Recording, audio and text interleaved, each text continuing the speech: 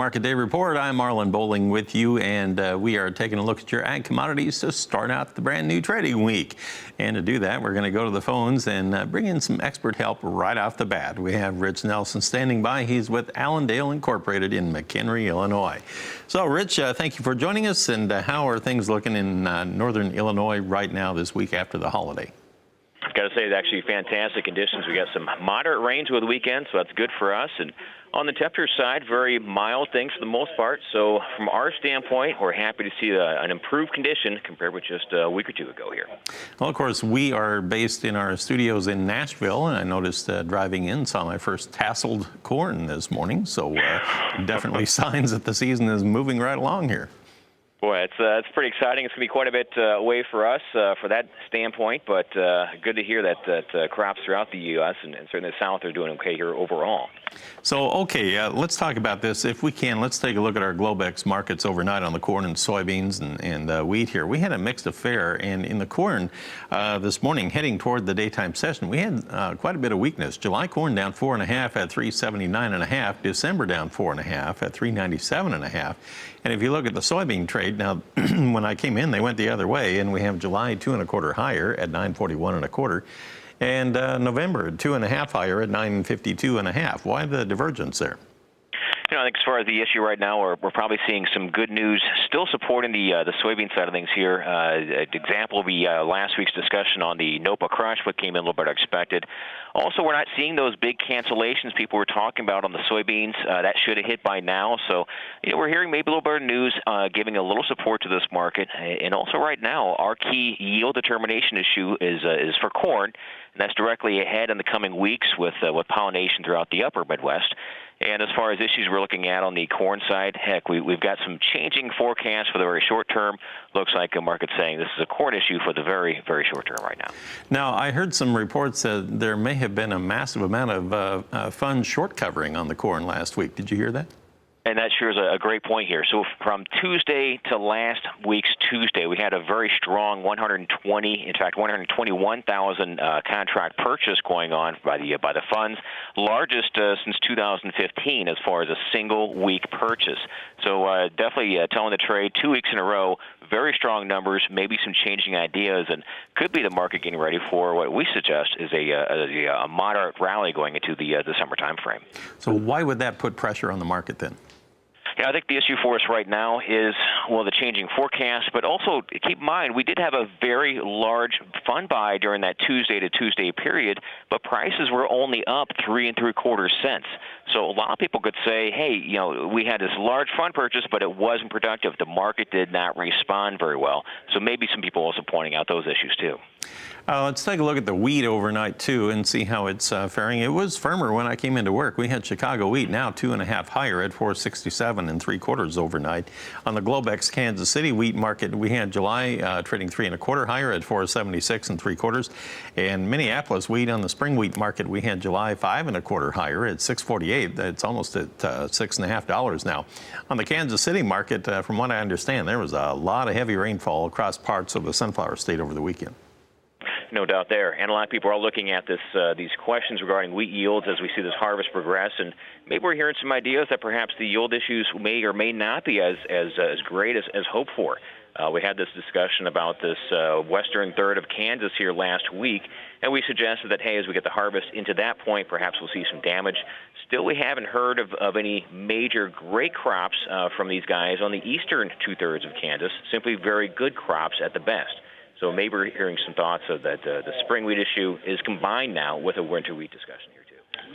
Okay, well, Rich, we'll bring you back here in a moment, and we'll talk more about our livestock trade when we come back. Rich Nelson is our guest. He's with Allendale, and we'll be right back.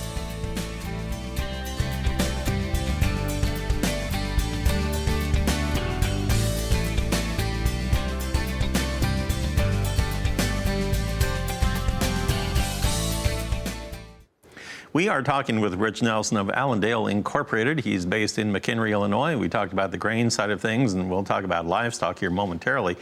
In the meantime, Rich, I wanted to bring up a table here, and we're going to be watching this pretty closely here over the next few weeks. It's the natural gas prices. And I wanted to point this out because with all the intense heat we're seeing in the southern and high plains area and the central plains and the desert southwest, all kinds of irrigation going on right now. And demand is going to be increasing on that.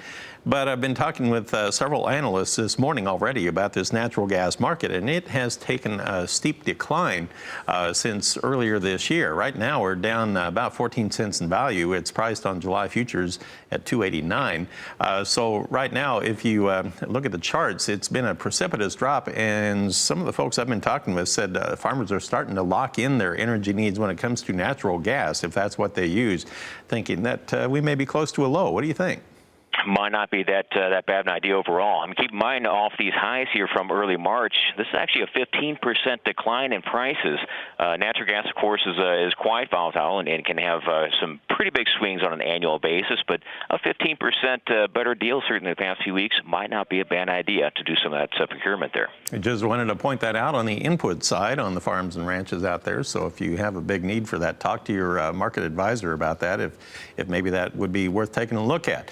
All right. Now, I want to get your thoughts on what we're seeing take place on the livestock trade. If we look at our livestock summary from Friday, we had some cash cattle sales that took place, and they were in Texas, and the market was only worth $127 per hundredweight. That was a steep drop from what we had the week before, Rich.